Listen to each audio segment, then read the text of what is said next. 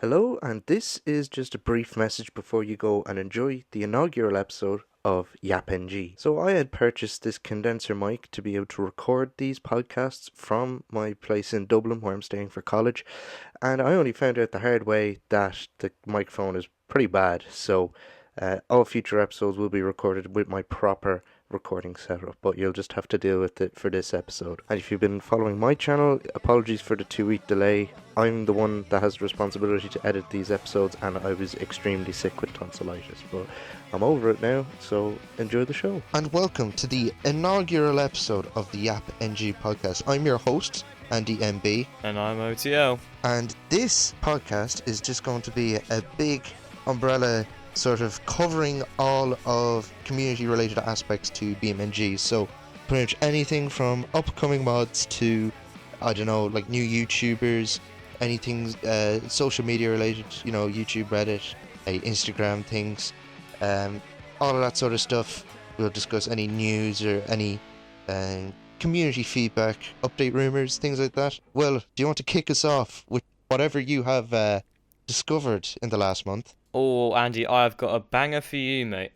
Let's Have you hear ever heard of a little-known car called the Ochre? I have not, actually. Never heard of the Ochre? Well, No. I've got news for you. The car you've never heard of has now got a fictionalized version. Let's hear it. So, as it's known in real life, either as the Ochre or the Vaz 1111, stupid name, this is the Taz Aura. As you can see, nice little Death Trap Soviet Union hatchback. Oh yeah, look at that absolute weapon. It's fitted with a 650cc water-cooled inline 2, which means it qualifies as a K car. This is a wow. Russian K car. Oh yeah, 660cc is the limit. That's the limit. You could say this thing's almost breaching the limit. Yes. Oh dude, K cars are so cool. I'd love to own one at some stage. It would be nice to have Covert here because he can pronounce this, but I'm going to try my absolute best to pronounce this company name. This is the Totasiet Amantnot Kiabet, which I don't know what actually that means. That's what Taz stands for. Oh, right. What is the supposed country of origin for this car? This is a Russian car. Or probably more specifically, it would have been the Soviet Union at this point. So let me run you down through a few awesome features here. Yeah, you can either get a 4-speed manual or a 3-speed Tazmatic gearbox. Wow. Which is sent to the front wheels. The interior came in 3 colours. Black, beige, or light grey. Wow, absolutely spoiled for choice back in the Soviet days. And it is all smiles and rainbows because you get not one, but 2 options of steering wheels. Oh, seriously? Yeah. Fantastic. They were generous back then. I'm assuming one of them was airbag, one of them was just like a knife or something. Yeah, for poor people, because they don't deserve to survive car crash. It came with 1 heater and 1 single zone climate control. No air conditioning in this bad boy.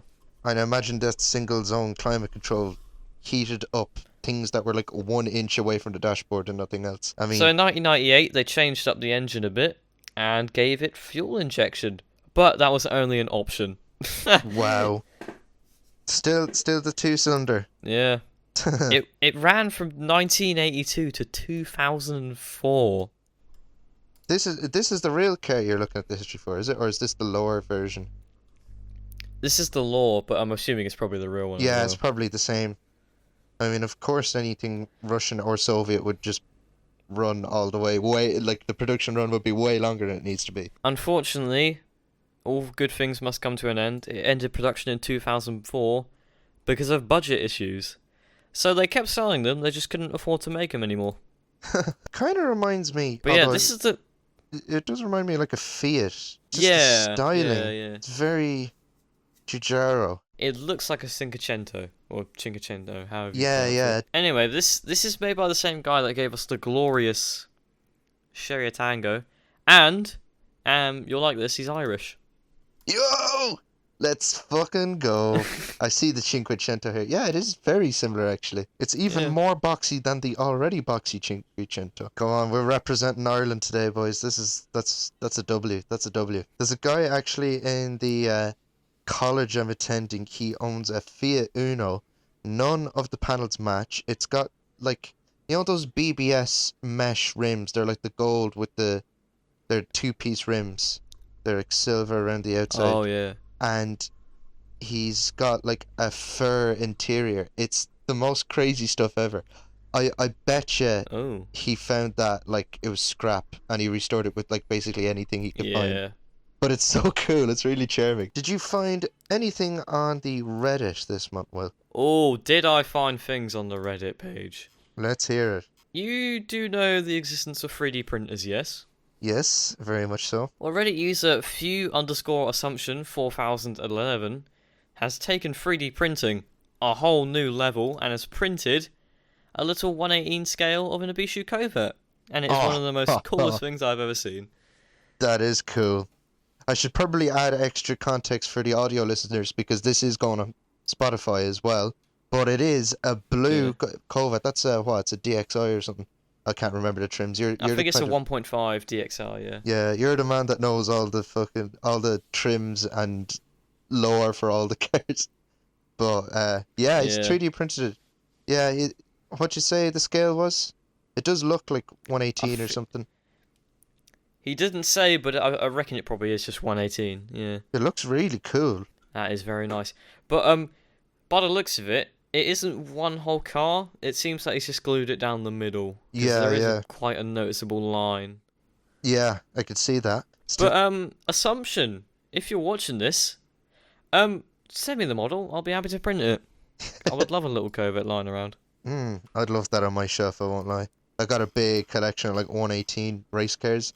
Gotta replace it all with 118 BMG cars, to be honest. Dude, the BMG devs could make a killing if they sold those 3D models. They made them into little models. Even if they were only plastic or something, I'd buy the shit out of that. The BMG community's creativity does not stop because Reddit user AdTrick6017 has made a D15 out of paper.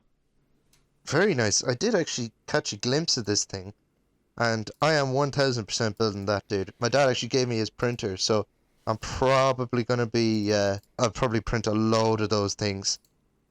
It looks like it is basically the old default spawn D-series that used to be in back in the old days. The version that was, it was unique to your spawn. It wasn't the same as the one that we have now, where it's just the same as the one in your configs menu. This was actually unique, and fun fact, you won't see it in any of my videos, I don't think, but my default spawn vehicle is actually a replica of that old D15 default spawn, because I've been playing the game that long. One thing I might add, I've noticed this for years.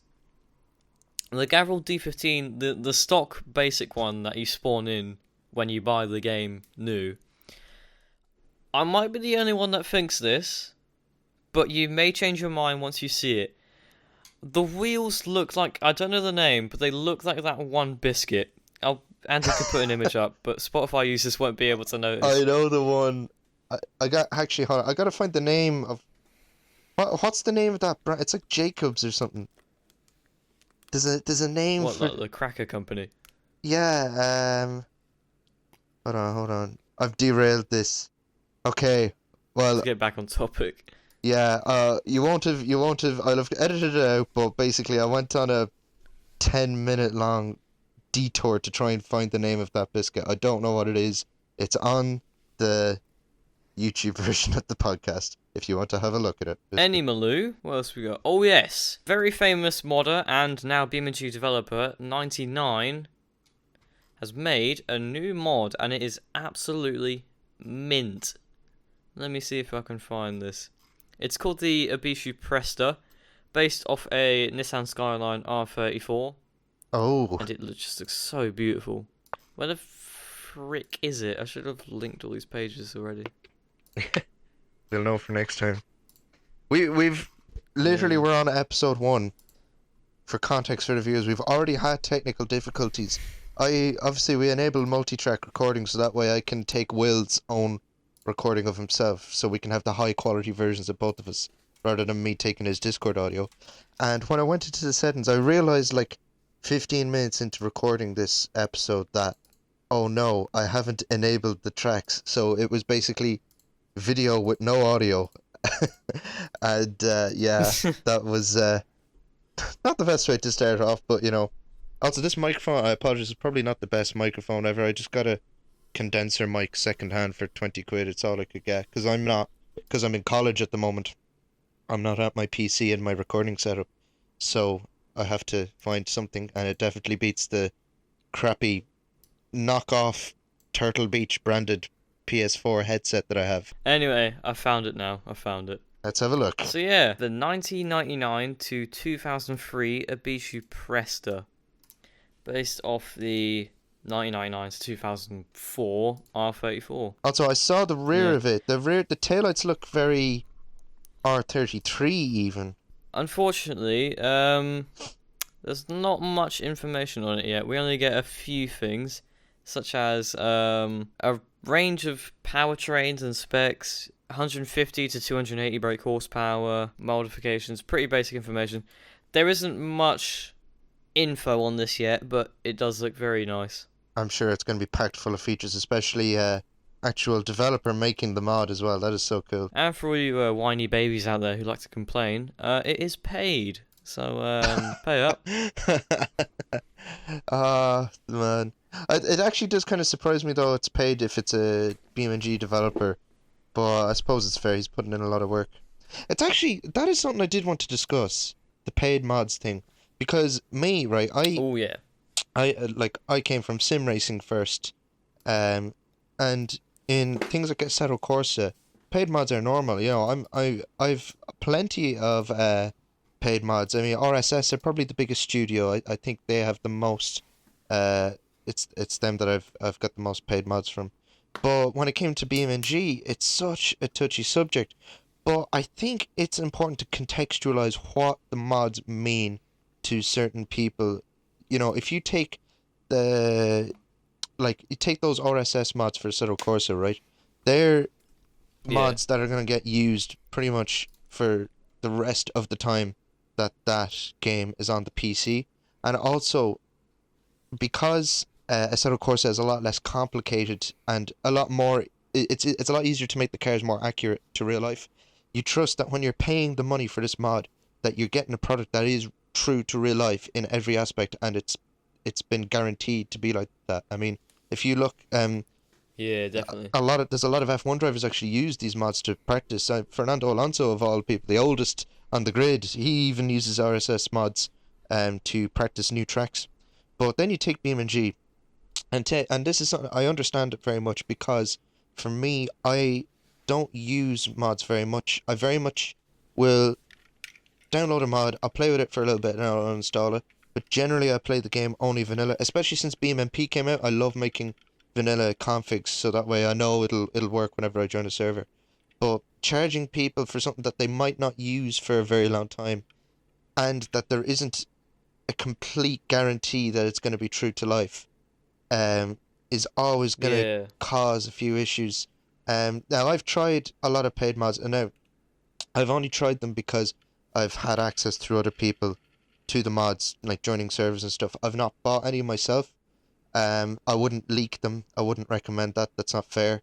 But I have tried them enough to sort of get an opinion of, okay, will I pay for this or not? And 9 times out of 10, it's generally not, because just to me personally, that's it's not worth the financial investment as well. Also, I think the mods need to push the boundaries more, right? So to compare to those Assetto Corsa mods, they're actually inserting extra lines of code into the physics to make the cars more accurate. They're like going beyond what regular Assetto Corsa is capable of. Whereas BeamNG, there's a handful of mods I would agree with that really push the limits that I think are good as paid mods. I mean, there's that crane attachment that's for the Stambecco. I think that's an absolutely brilliant idea. Yeah. And that's had work put into it that I think warrants it being paid. But you take vehicles like, say, I don't know, might be a bit controversial to say it, Sherry Picnic, which, by the way, I love that. I think Lucas B made that mod, is it? He's Yeah, Lucas B. yeah, Yeah. dude, I love that guy. Dude, those mods are excellent. I suppose maybe it's a bad example because he's made sim racing mods that are genuinely true to life, but it doesn't have anything else in it that is like, oh, he's done something really outside the box here. All it is just really, really high quality work.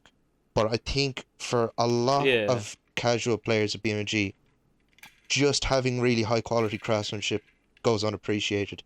And so for most people, they can't Mm. justify paying that much. So, I'm a big little fanboy for some good old paid mods. I mean, it's just the fact that new physics in BeamNG is kind of, well, impossible. And new features are kind of hard too. It takes a lot of extra time to add these new features for something that most people aren't even going to use or notice. Say like you add electric windows to your mod.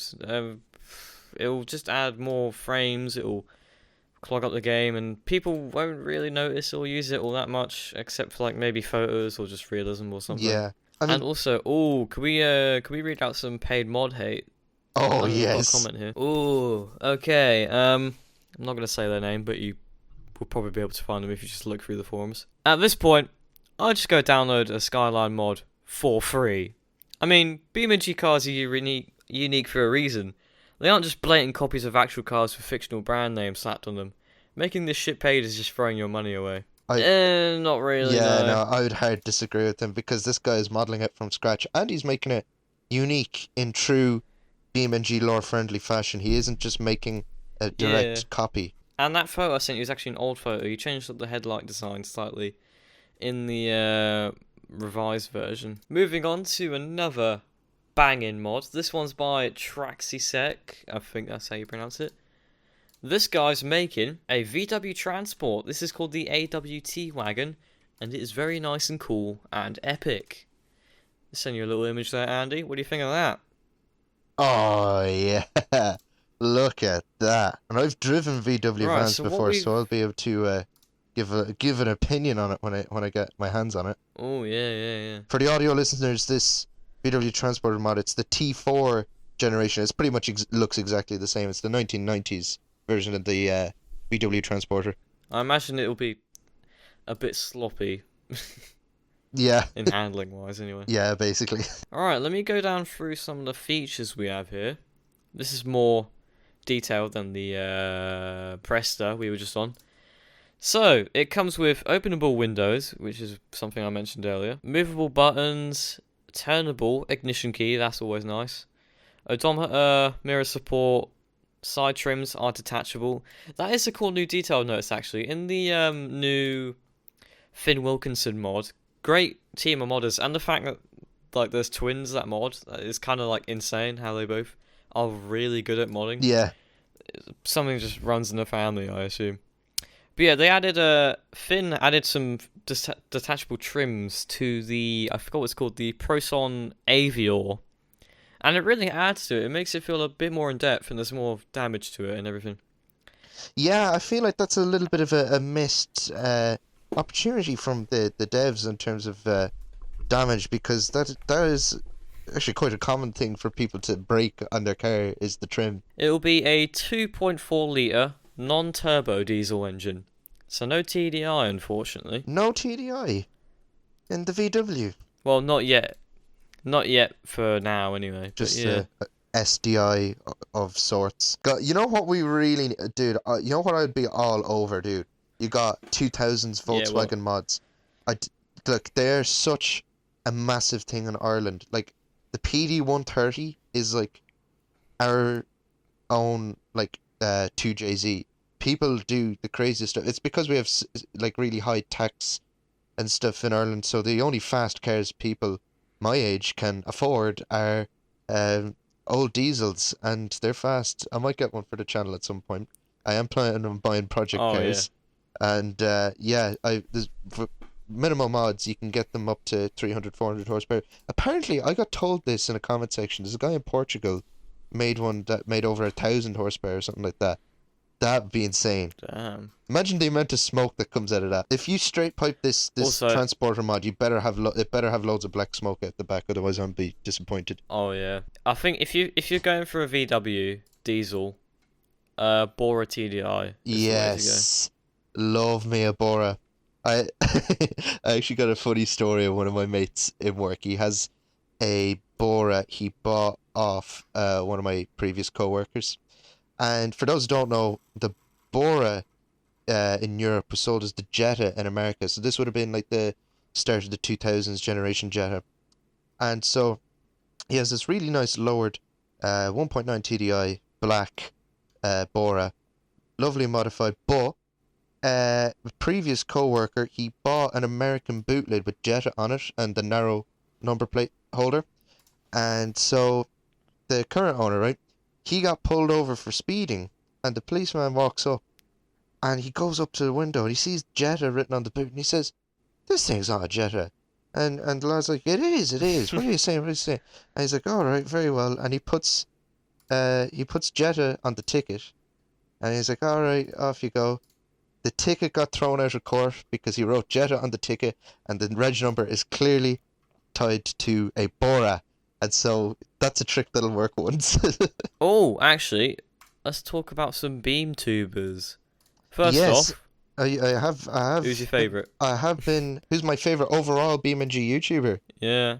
Well, without Straight out the gate. without any doubt at all, it has to be YBR. That guy. I've been following BeamNG. Oh yeah. For people who don't know, I've been following BeamNG since the tech demo came out. I've been there right since the start. And my old laptop could only run the tech demo.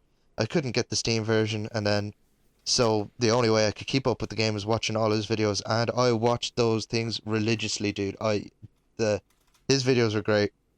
I'd say he probably helped the popularity of the game. I mean, what he did is he gave access to people like me, like that couldn't afford hardware to play BeamNG, but they were able to stay directly in touch with the community because they know all of the mods that came out and everything without even having to play it. And so what is your favourite BeamNG YouTuber, Will? Right. I'm DNB. I'm gonna have to say, it goes to. I have no idea how you pronounce his name. Frizz Errol's. Oh, I think I know. I used to watch this guy. Hold on. He makes the most mental BeamNG movies, and they're so good. Yeah, dude. Unfortunately, he has slowed down in the past few months because his channel is slowly dying down. But yeah. Yeah, I used to watch those a load when I was younger. They're great. Like they're really good. Another one is Crash Frontier, but they are a bit difficult to watch for me because the AI voices are a bit obvious. Yeah, AI voices are a bit of an off-putting thing for me. And over the years, subtitles and no speech is something that's put me off a little bit as well. I think Feral Zeros is all subtitles, isn't he? Yeah, it was all subtitles. Yeah. I know I was fine with that back at the time, but now that I kind of watch, I always have YouTube on at the side, or I'm always doing something else while watching the videos. It means I can't actually, I suppose I've succumbed to the brain rot. I need a YouTube video on in the background to do basic tasks in my life now. But succumbed to the weakness. I have succumbed. Yeah, a lot of great. Have you noticed, or maybe it's just me because I've just become sort of more popular as a YouTuber myself, but like there's like a big rise in loads of small BeamNG YouTubers. I don't know. Maybe it's just because they're getting recommended to me a lot, but I've been seeing like channels left and right. They're all like less than 10k subs, and they've all been getting recommended to me, and they're all excellent. And I do have two I would like to talk about, and I'm sure most of the viewers and listeners here will have heard of these guys already if they're keeping up with the BeamNG community. Molten Metal Mayhem is one guy I just found really cool. He did a video recently on how the Chevette Scintilla took over the speedrunning community and sort of took the trophy away from the SBR4 as the dominant force in speedrunning. And he was explaining it very well. The whole divide between using the SBR4 or the Scintilla is the SBR4, everyone's familiar with how it drives. It's very easy to drive. But the Scintilla is faster, but it's really hard to drive. And it's got such a level of customization that maybe there's even methods out there still that are yet to be discovered. Vulp has a lot of config, and Haiku, I think, I can't remember which one. I know Haiku is, I think, the guy with the most records. Anyway, one of them made a config for rally and for regular asphalt surfaces and stuff like that. And they're all absolutely diabolical looking. And of course, this is coming from someone myself. I'm a former record holder for a speedrun. I used to have the quarter mile time record. I think I'm currently third in the world. I will retake that first place one day. That car has more speed in it. It's just whether I have more speed in me. I'll probably adapt that config to use in other speedruns at some stage. I might even give that config away at some stages if when my channel's a bit bigger. But I'm definitely, and also to touch on something else, I will do something similar to what Talks with Noise did for the drift tutorials. So he recently did a video on how to set up a drift car, which I'm so glad he posted that because I love drifting, but I am so bad at setting them up. Every drift config I have, all I do, I cheat, dude. I just get a drift config that already exists, and I just change all the bodywork to be what I want it to be, and I'll be, oh yeah, I made that. But he goes through everything, dude. All of the, basically every tunable part. He explains how that can be of benefit or of disadvantage. And I want to do something similar to that on the drag config because I learned so much when making that config for the quarter mile speedrun. So much, not just about actually making the config, but how you drive it as well is also critical. If you look at some of the runs, this is something that's very cool. And I suppose this is the case for most speedruns. There's no one correct way to do it. Everyone is doing something different in each of them.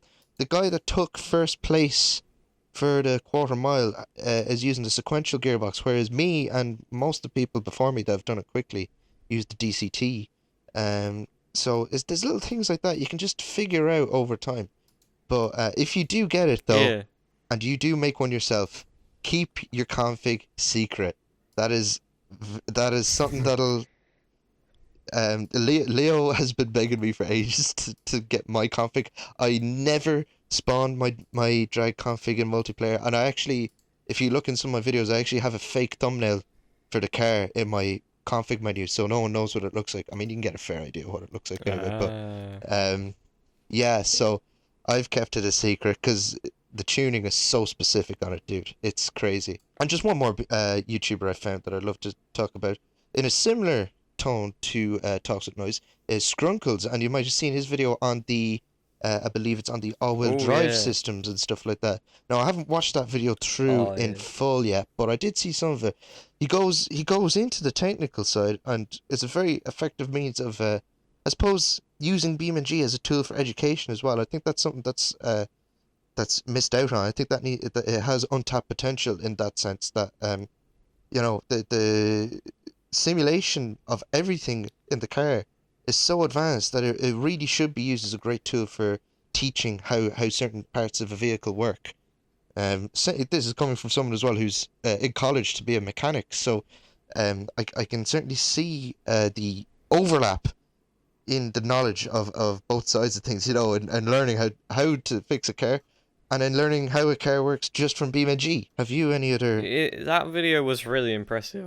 I did like that. It was very good. Well, the bit I saw of it anyway. Have you discovered any new YouTubers lately, Will? Unfortunately not. No, not really. Not like I can remember off the top of my head anyway. Yeah, dude, there's be so many, and like, they all have creative names. They don't use the obvious, oh, I could throw shade at Kova. I could just say they don't use the obvious BeamNG boy or something like that. But but the result is I never actually remember what the names are. That's the only problem. There was this French guy I saw. And I'll put it on screen for the YouTube listeners if I manage to find it. I was looking through my history trying to find the video, but he did a video a couple of months back comparing BeamNG to Richard Burns Rally, and I think it's a shame, really. I see it so much in comment sections, especially on like Instagram, that people think BeamNG is still just car crashing and that it's not even that realistic at it. It is so advanced. And don't take it from me, take it from Jimmy Broadbent. He has said that BeamNG is currently the most realistic rally game on the market right now. It just needs to tap into the potential. I think they're really starting to take advantage of it with the rally mode updates and things like that. And it's really starting to become good. One thing I'd love them to change though, and I might actually make a mod for this myself if I figure out how, co-driver callouts. The reason they were so good in Dirt Rally 2.0 is they actually had him. They didn't have the voice actor record 1 right, 2 right, 3 right, 4 right, 5 right, and then 1 left, 2 left, 3 right, and blah blah blah. And then they just arranged them and whatever they come up in the game. They actually had the guy do the entire stage of each stage from start to finish as one recording, and then they would put it in after that. Yeah. And they actually, you can hear the intensity increase when you get to the really fast parts of the stage, and then it slows down a bit when you get to the slow parts, and you can hear him running out of breath and stuff like that. That's good. So I was considering maybe making something like that myself, especially since Irish co-drivers are actually quite common in rally. So I figured that might be cool.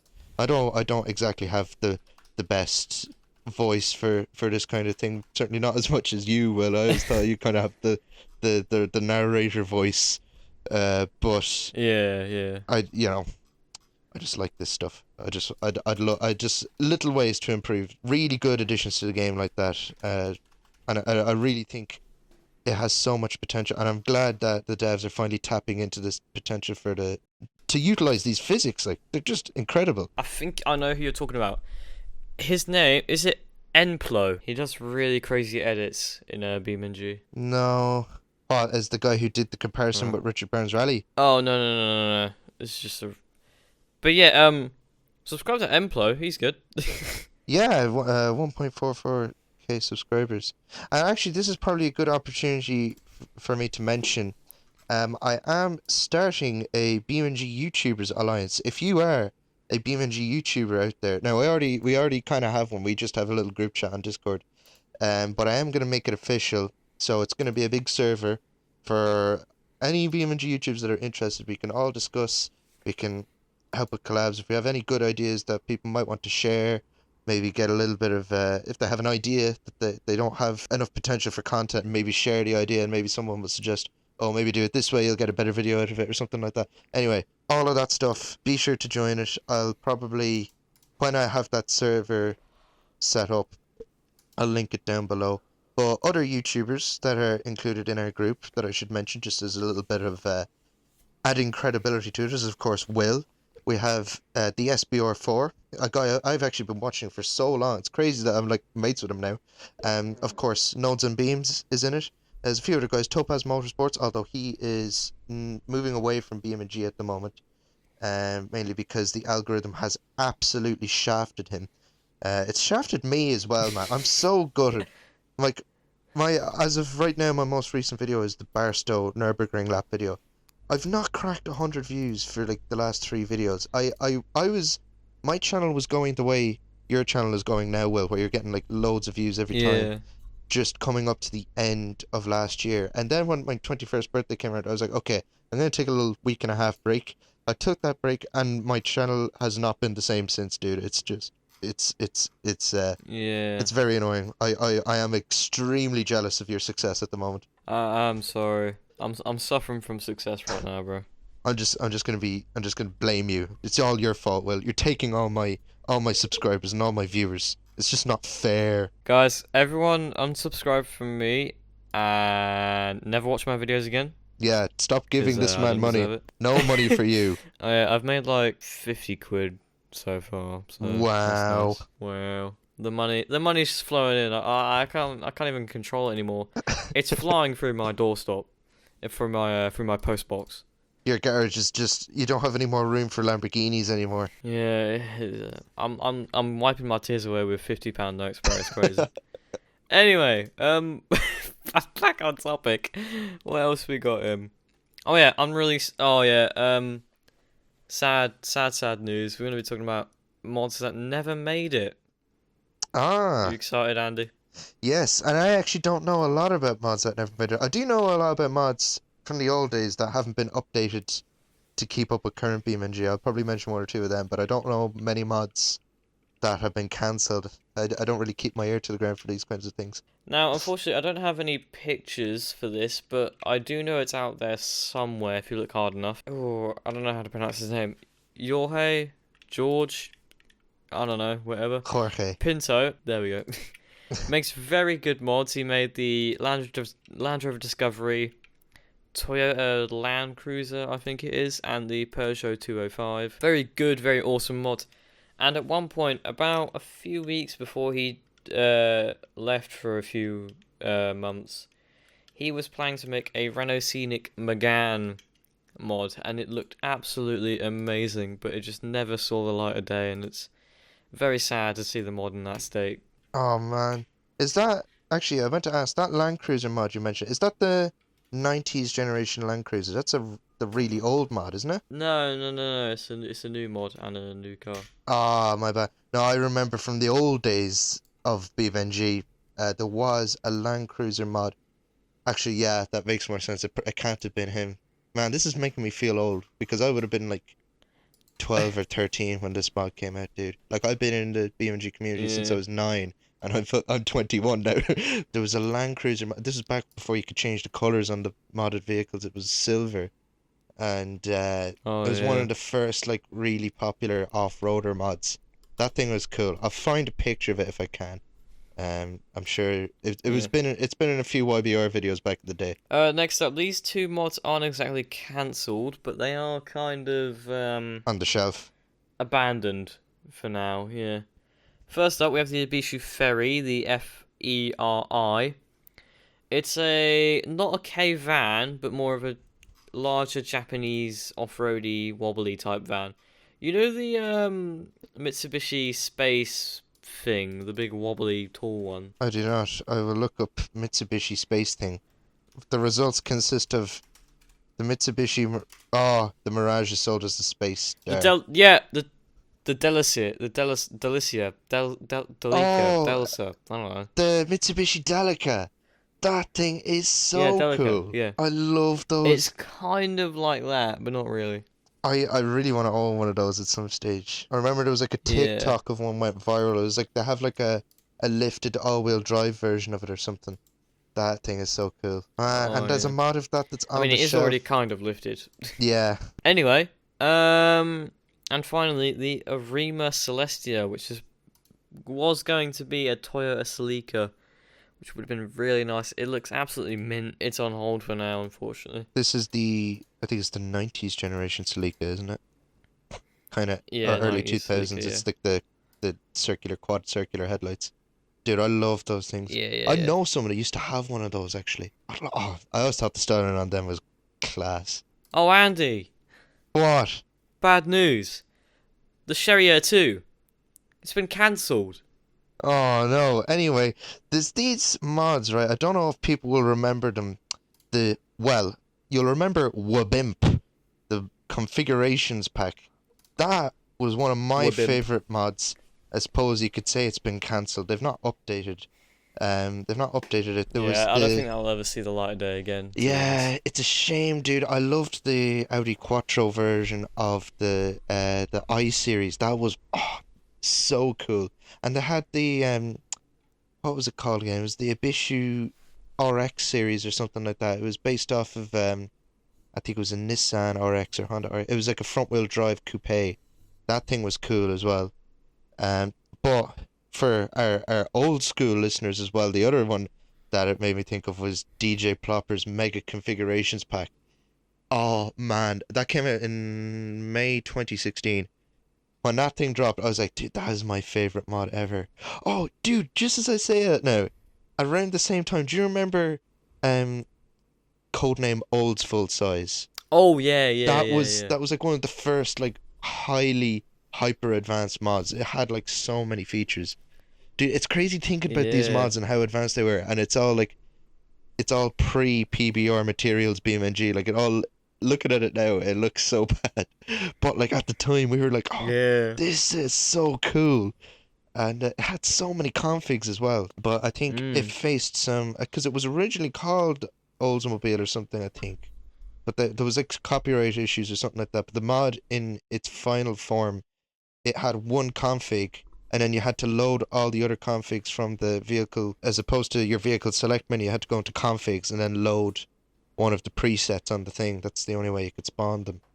And you had to install like a separate thing. I don't know, I can't remember the details of all that, but man, it kind of died a bit of a slow death, that mod, unfortunately. I don't know if it actually is still functional. Probably isn't. I reckon it might be a little bit functional. It might just have no textures though. Yeah, I'd say it probably... Oh, you know what? It probably shared textures with the Moonhawk, but the Moonhawk has since been remastered, so there might be a lot of missing textures. I know that happened with the ETKW series mod, which was the Mercedes, I believe it was the W124, that it was, but it used textures from for the headlights and windows from the ETK I series, but they updated those textures when they added that gambler config with the piano on the back, and since then the mod's just not functional. Oh, I saw a YouTuber do a video on those mods. He actually fixed it himself. Dude, I need to find the name of that YouTuber. Hold on, I'll just look up. Oh yeah. Just give him a bit of credit, because he was another small BMG YouTuber. Oh, it's Blazer NG. He has a whole series on them. Forgotten mods of BMG Drive. Yeah. Definitely go watch this. Hold on. How many subscribers does he have? He's probably a bigger channel. 46,000. Okay, it's not as big as I thought, because he's getting like 6 figures views in his videos. Oh, dude, he's got one. Do you remember the Abishu Kashira? Yeah. That was a good mod. I really enjoyed that. There was the Polo R. Yeah, that was a good mod. The Polo R is old BMG. I remember that mod when that came out, dude. That was cool. That and the Group 5 Capri. Polo R. Yeah, sorry, the WRC car, the 2017 Polo R. That kind of... It appeared everywhere because it got pulled out of the WRC after Dieselgate came out around 2017. And it was going to dominate the season, and it got pulled out after testing because of Dieselgate, and then all of a sudden the car just appears everywhere as a mod. A sort of course of everything. Something else I wanted to mention, there's another kind of cancelled mod. The Orbello Novecento. It was gonna be a Orbello Fiat Cinquecento. You know the In-Betweeners car, don't you, Andy? I actually don't. I don't watch the In-Betweeners. You don't know? Oh yeah, because you're Irish, because Irish people were stupid. I mean, really cool. Okay, bro. The In-Betweeners is popular here. Yeah. Let me send you a little... It's the In-Betweeners car. Wow. He's got it down really good, isn't he? He did. It's very accurate. I might buy a Cinquecento, I'm not gonna lie. They're really rare now. They're all rotten away. Or maybe a Siciento or something. For those who don't know, I'm currently in the works of buying a project car. I suppose this is not something I'm going to announce on my main channel for a while, but it has to be... I have a really tiny shed. It has to fit in there. That's my parameters. The current leading one, and Will is very happy about this, is a K11 Micra. That's probably because it's so easy to get parts for it. But I'm open to things like a Cinquecento if I can find one, or stuff like that.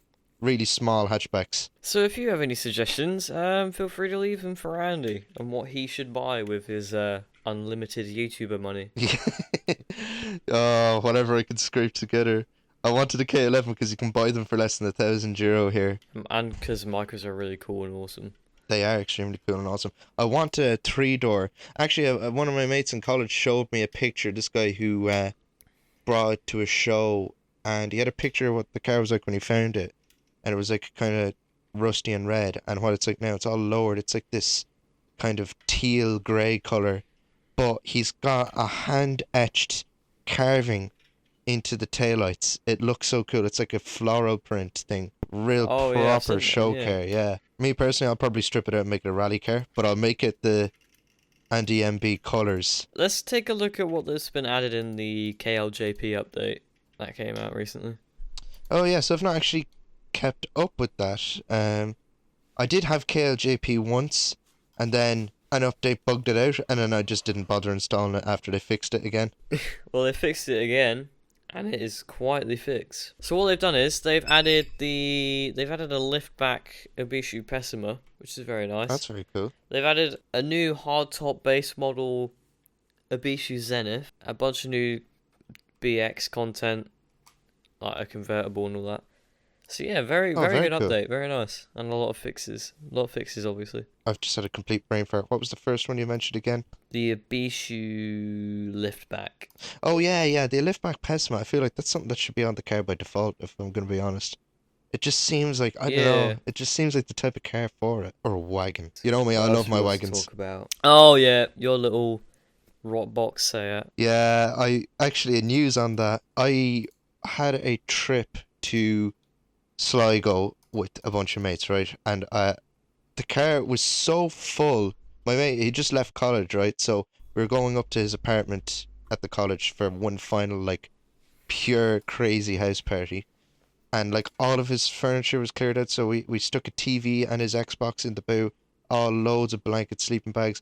The car was full. It was absolutely sitting on its arse driving up to Sligo, but I only noticed halfway up because my front tire treads were a little bit low. They were still legal, but, like, I had to think about it. But I turned the wheel full lock to have a little check of it.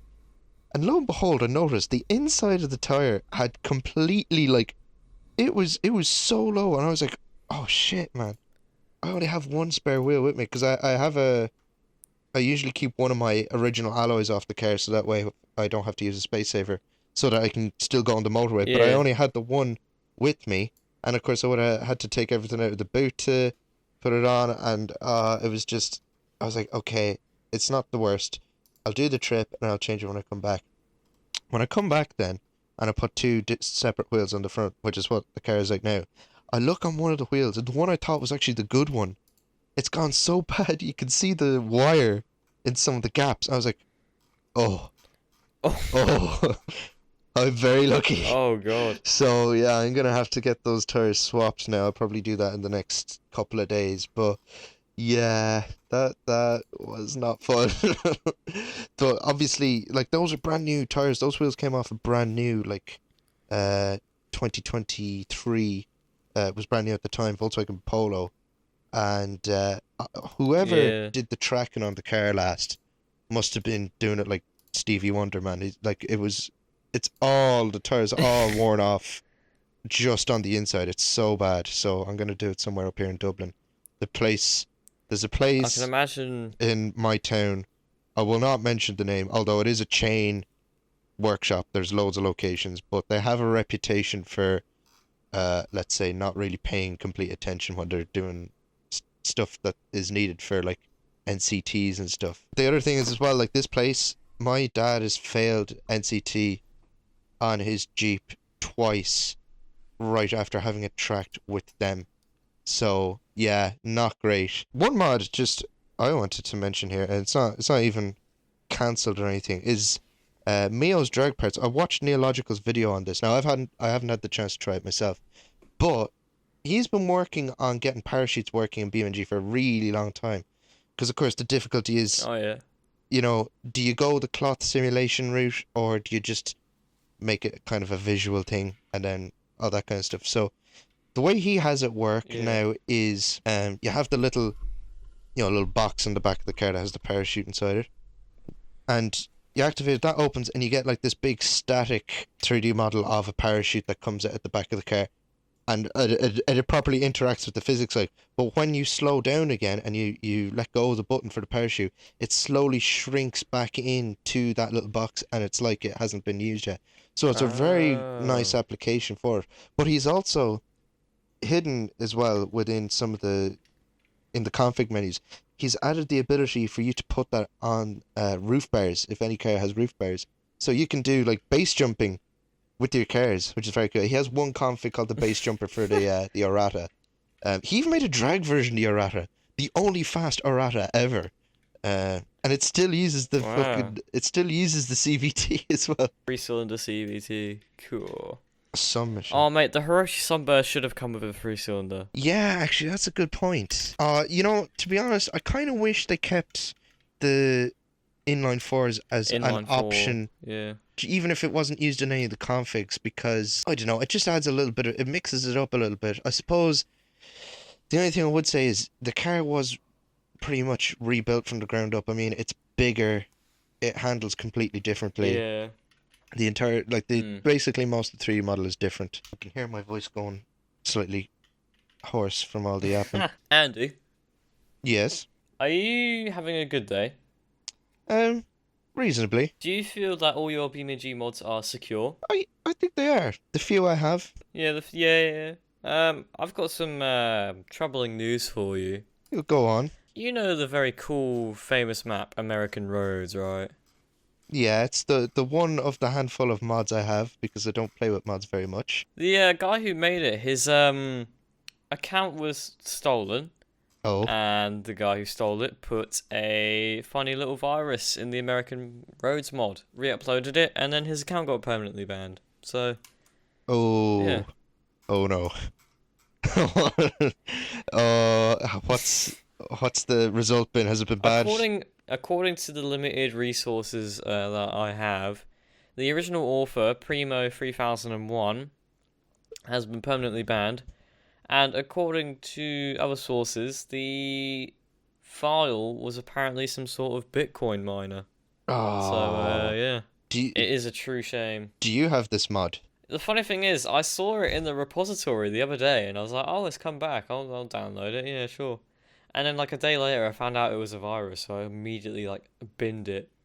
And I did a virus scan, but it would take like 4 hours, so I was like, "Oh, fuck that." And I was like, you weren't willing. Do it in the end. You weren't willing to wait 4 hours to find out if you had malware on your PC. Yeah, I couldn't be bothered. I should probably do a malware scan on my PC. I'm sure at some stage I've done something because there was a point where my computer was like tiny bit slower, and it was kind of like the sort of turn up the radio in the car and the bad noises start disappearing, you know. So I was just like, it's fine. Well, on that slightly depressing note, I think this will conclude episode 1 of our YapNG podcast. So we will spend the next month with our ear to the ground looking at the BeamNG community, and in a month's time we'll update you on what we discovered for the month of May.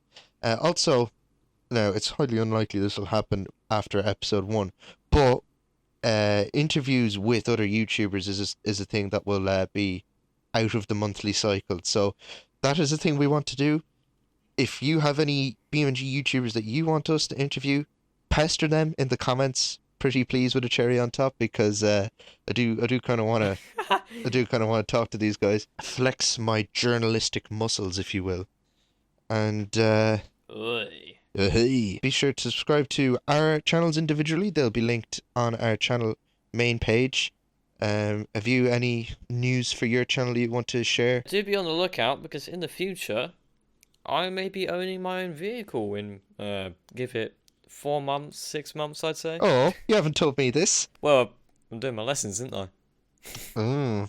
Is it a K11? I entered a raffle for a K10, so I might be getting a K10. Oh, very nice. Goes well. And I would say about a similar time frame, be on the lookout for my project card that I'll be doing a little bit of real life content. And if we're lucky, a grand old road trip between me, Andy, and Covert may actually happen if we're lucky. And if Andy has 380 quid to get from Ireland to England.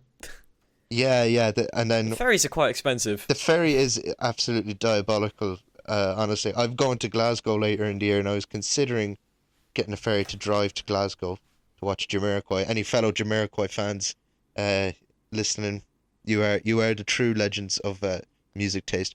But anyway, yeah, I saw the price and I was like, even splitting that between the other 3 people that had come with me, it's more expensive than flights. So, no. Yeah. If we're lucky, we'll be having quite a different selection of vehicles, but most likely we will be in micros. Yeah, that would be kind of cool. With all that said, I suppose I'll sign it off by saying I'll see you out in the track. Thanks for listening, and I'll see you next month. Good night.